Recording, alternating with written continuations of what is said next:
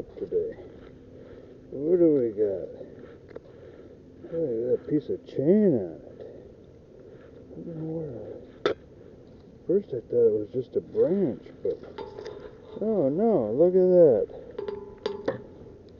That's a padlock cable that was cut. Let's see what we got here.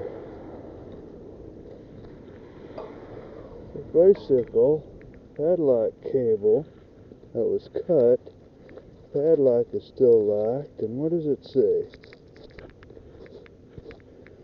Series 10, American Lock, USA. Well, never seen a padlock quite like that. Series 10, American Lock, USA. Both sides.